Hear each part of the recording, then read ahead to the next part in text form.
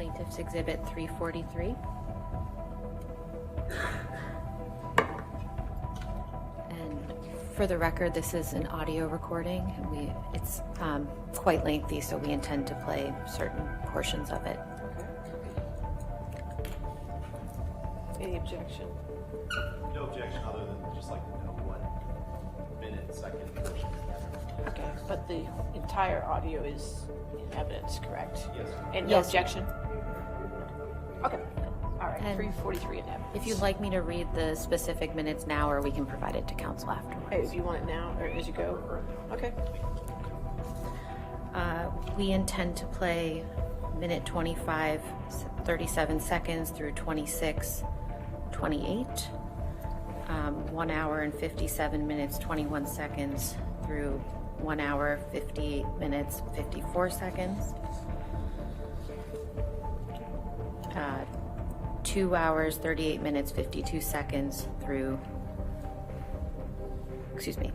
2 hours, 38, 52 seconds through 2 hours, 39 minutes, 43 seconds. And then 2 hours, 46 minutes, 1 second through 2 hours, 47 minutes, 20 seconds. Those are 4 clips. Okay. Thank you. No questions, did you? It is. It's just audio. It doesn't matter.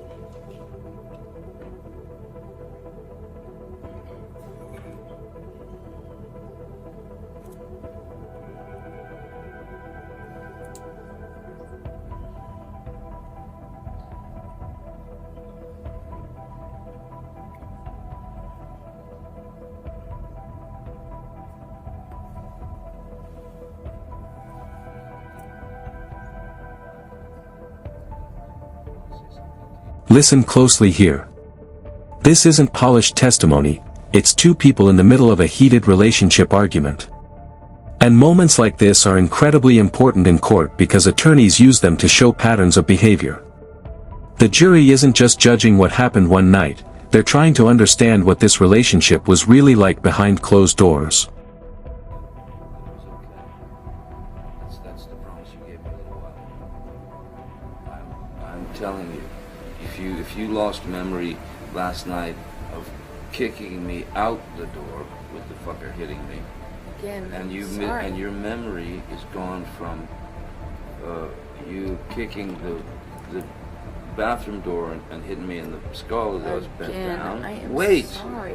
if you have those memory fucking divots. I was upset. There was a lot going on, okay, and I was on wait. an Ambien. Like, Okay, why? but wait. Why are you obsessing over the fact that I can't remember it the way you remembered it? I said I was sorry. I didn't deny know it. that. I'm not talking about that. What I want.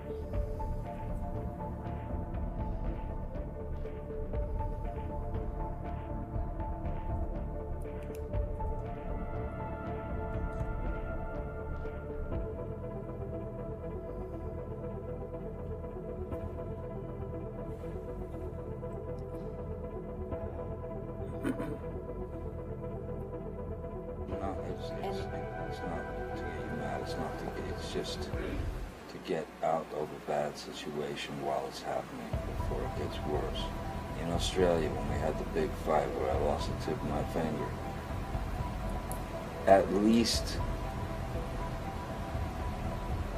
5 bathrooms and 2 bedrooms I went to. To avoid talking to me. To To avoid escape working it out. That's to the escape problem. the fight. You don't escape the fight. You escape the solution. No. You escape the solution. No. You escape figuring it out. We cannot work it out if you run away to the bathroom every time. Listen to me. Listen to me. A boxer can't go 12 rounds without a fucking minute break. I'm not giving you a minute break. You do it at minute 3 at the beginning of an argument. No. There are rounds, man. And when it gets too fucking hairy, the ref splits them apart or whatever. But all I'm saying is, you can't have a solution if the argument just keeps mounting and mounting and mounting and mounting. I fucking go into the bathroom and sit on the floor. Bam, bam, bam, here you come. come out. Fight, crazy, escalated. I go, split again, I go to another fucking bathroom or a bedroom or something. Knock, bang, bang, bang. You kept coming. Notice what's happening in this exchange. One side claims they're trying to walk away from the conflict, while the other argues that leaving the room is actually avoiding the problem. In abuse cases, this kind of detail matters a lot. Because legally, the jury has to decide, was someone trying to de-escalate, or avoid accountability? To get me.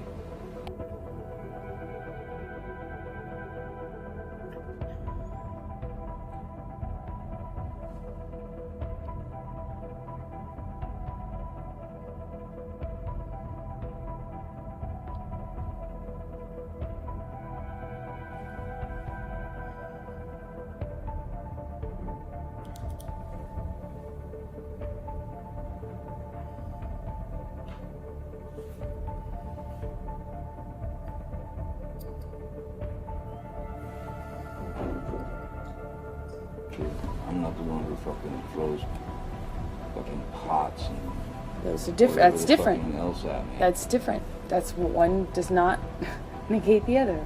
That's irrelevant. It's a complete non sequitur. Just because I've thrown pots and pans does not mean that you come and knock on the door.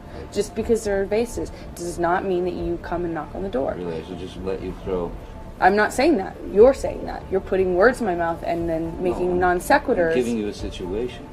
No, you're trying to justify how you don't or do come to the door No, based I'm on whether I throw justifying- pots and pans. It's irrelevant. No, I'm justifying how you seem to think that there's this cowardice in me that runs away and I don't fight for you.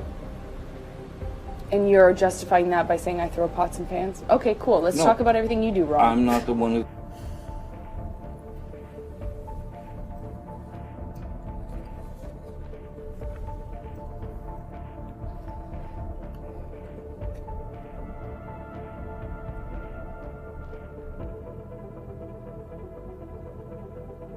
And here's where things take a dramatic turn. The conversation shifts from arguing about behavior, to admitting physical contact happened. In a courtroom, statements like this are dissected word by word. The difference between punching, hitting, or slapping may sound small, but legally, those distinctions can become critical when determining assault or self-defense claims.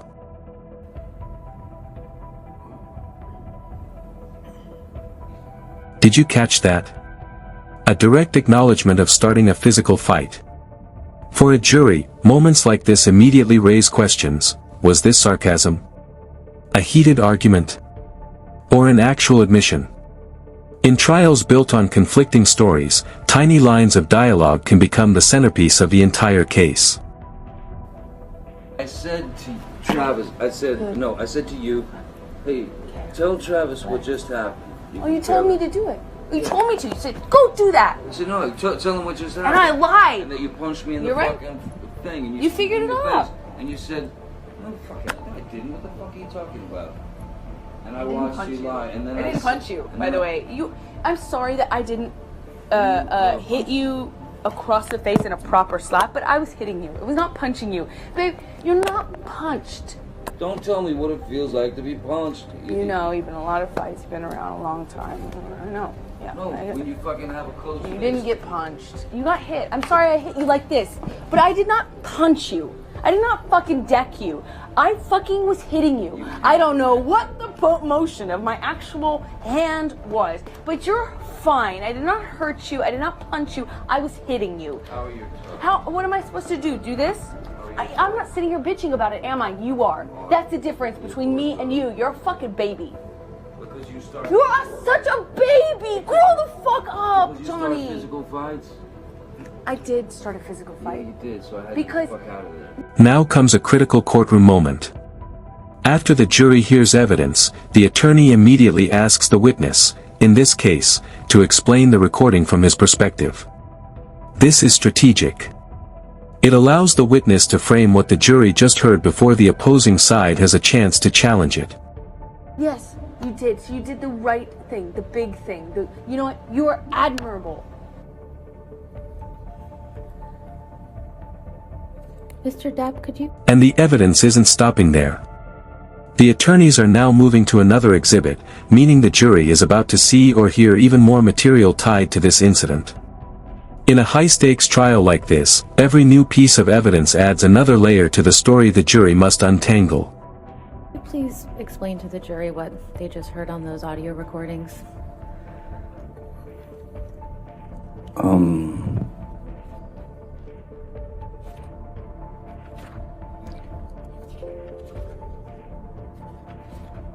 What was just played on the audio recording was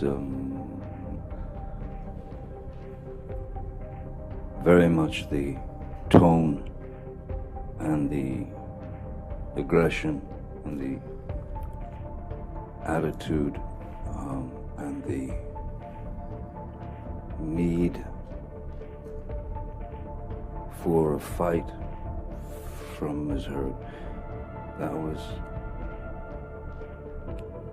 I don't know if that was some need for attention.